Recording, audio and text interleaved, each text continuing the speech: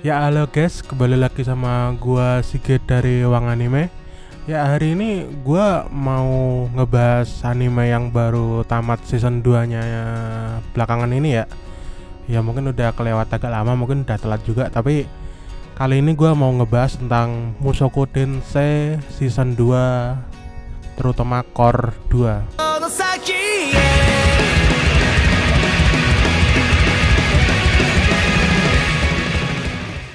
Ya, Mushoku Tensei season 2 ini bagus banget ya. Feelingnya dapet, sedihnya dapet, perkembangan karakternya dapet. Tapi entah kenapa orang fokusnya malah ke yang lain gitu. Tapi kali ini kita gak mau bahas yang itu. Kali ini aku mau ngebahas sesuatu yang lain. Aku mau bahas tentang orang tua Rudeus. Orang tua Rudeus ini kita nggak cuma Paulus sama Zenith ya, tapi juga orang tua Rudeus yang saat dia masih di Jepang. Jadi aku kayaknya di light novel juga nggak diberitahu kalau nama aslinya Rudeus di Jepang itu siapa. Pokoknya kita panggil aja Rudeus Jepang gitu. Jadi Rudeus Jepang itu kita bahas orang tua Rudeus yang di Jepang dulu ya. Jadi orang tua Rudeus di Jepang itu sebenarnya bukan orang tua yang buruk sih, bukan orang tua yang buruk kayak yang di anime isekai yang baru itu, yang Wakure Skill atau apa itu kan orang tuanya sampah banget ya. Tapi di Mushoku Tensei sebenarnya orang tuanya itu orang tua yang baik sih sebenarnya. Mereka memenuhi kebutuhan Rudeus. Mereka tidak menyerah pada Rudeus saat Rudeus berada di titik terendah itu, dan mereka masih bisa untuk mensupport, seperti bahkan memberikan makanan, memfasilitasi dengan internet, memfasilitasi dengan komputer Rudeus yang dipakai buat pas kematian orang tuanya. Itu semua disediain oleh si orang tuanya Rudeus gitu. Dan kalau kita lihat dari sana aja kita tahu kalau orang tua Rudeus ini adalah orang tua yang baik gitu. Tapi kenapa Rudeus yang di Jepang malah bisa jadi sampah seperti itu? Padahal dia dibesarkan dengan orang tua yang baik, dimana kebutuhannya dicukupi, keinginannya dipenuhi. Tapi kenapa dia bisa berada dengan jadi sampah seperti itu?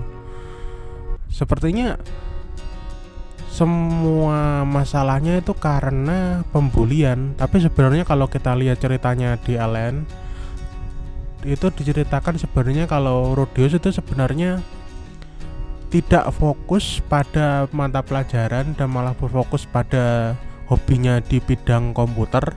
Maka dari itu dia malah jadi masuk ke sekolah yang dipenuhi dengan anak-anak nakal. Padahal si Rudeus ini sebenarnya adalah anak yang baik dan dulunya berprestasi. Dan karena itu saat si Rudeus ini menginginkan komputer untuk memperdalam lagi kemampuannya dan hobinya, si orang tua ini memfasilitasi dia. Karena si Rudeus ini mengembangkan minat dan kemampuan di bidang komputer. Tapi secara masalahnya yang datang dari fasilitas yang dikasih orang tuanya itu berdampak pada Rudeus yang tidak fokus pada pelajaran sekolahnya. Karena itu dia ujiannya jadi jelek dan dia gak bisa keterima di sekolah yang baik gitu, dimana harusnya dimasuk ke tempat sekolah yang baik dimana anak-anaknya baik, dia malah masuk ke sekolah yang penuh dengan delinquent. Jadi dia cuma tidak pada tempatnya gitu. Jadi siapapun kalau mengalami bully separah Rudeus bakal depresi sih. Jadi ya dia nggak bisa dibilang sepenuhnya tidak salah, tapi dia juga salah karena dia terlalu berlarut-larut gitu. Nah, jadi pada kesimpulannya nih, orang tuanya Rudeus di Jepang ini adalah orang tua yang baik. Tapi sayangnya karena kesialan Rudeus dan ketidaktegasan mereka untuk supaya Rudeus ini fokus ke sekolah dulu, ini mengakibatkan Rudeus yang masuk ke sekolah yang penuh dengan anak nakal dan dia berakhir dibully.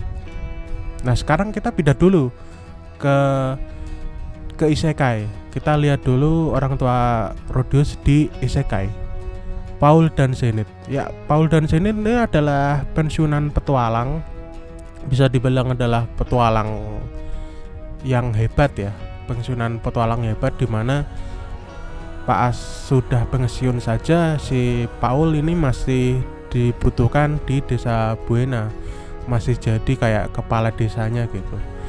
Kalau ada masalah yang menangani nih si Paulnya. Jadi si Paul ini bisa jadi figur orang tua yang reliable gitu lah. Kita bisa bergantung pada dia kalau kita sebagai anak gitu. Nah, dan caranya mengasuh ke Rudeus ini agak berbeda dengan apa yang ditunjukkan pada orang tua Rudeus di Jepang, dimana si Paul ini baik ke Rudeus, tapi dia secara bersamaan mengajari kalau hidup itu keras dan dia harus berjuang keras untuk itu.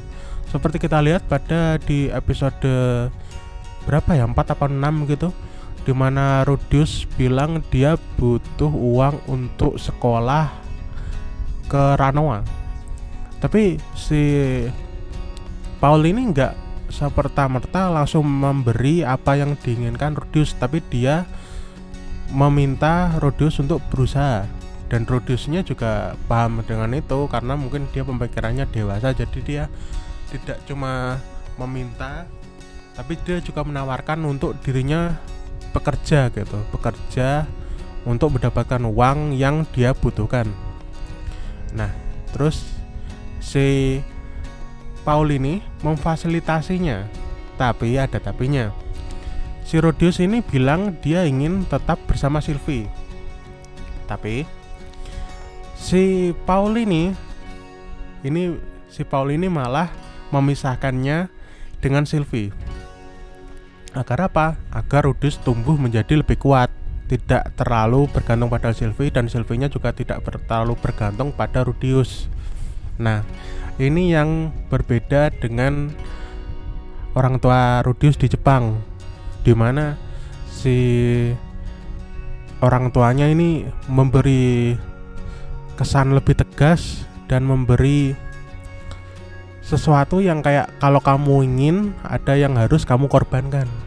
Dan itu yang membuat Rudeus lebih kuat, membuat Sylvie lebih kuat.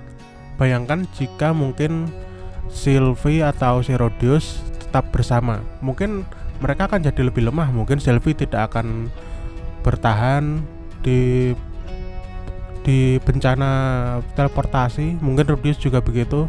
Tapi karena mereka ini sudah mandiri sendiri-sendiri, dan karena pertemuan-pertemuan yang ditakdirkan yang terjadi karena si Paul ini memilih jalan ini, si Rudeus bisa bertahan dan si Sylvie juga bisa bertahan. Jadi aku gak bilang kalau Paul itu ayah yang baik. Bayangkan ayah baik mana yang selingkuh sama ibumu kan. Tapi dia bisa menjadi orang tua yang tegas dan mendidik. Karena kalau kita membesarkan anak, saya tidak tahu, saya belum menjadi orang tua, ingin menjadi orang tua, tapi aku melihat dari apa yang pengalamanku, kita membesarkan anak itu tidak cuma butuh kasih sayang dan materi, tapi juga ketegasan, kedisiplinan, dan juga pengendalian diri. Ya, jadi itu aja pembahasanku kali ini. Maaf kalau ada salah-salah kata. Terima kasih sudah menonton. Jangan lupa like, komen, subscribe kalau mau. Kita kembali lagi setelah lama aku nggak buat video YouTube ya. Aku akan kembali, aku akan mencoba konsisten lagi. Dan jangan lupa share dan like, karena itu membantu banget. Komen, apalagi komen itu membantu banget, soalnya kalau komen itu aku bisa langsung tahu, soalnya subscriberku cuma 6. Sedih sekali. Ya pokoknya itu. Ya, salam dan Oh ya, itu Lilia termasuk orang tua nggak ya? Nggak tahu ah. Ya dah, bye.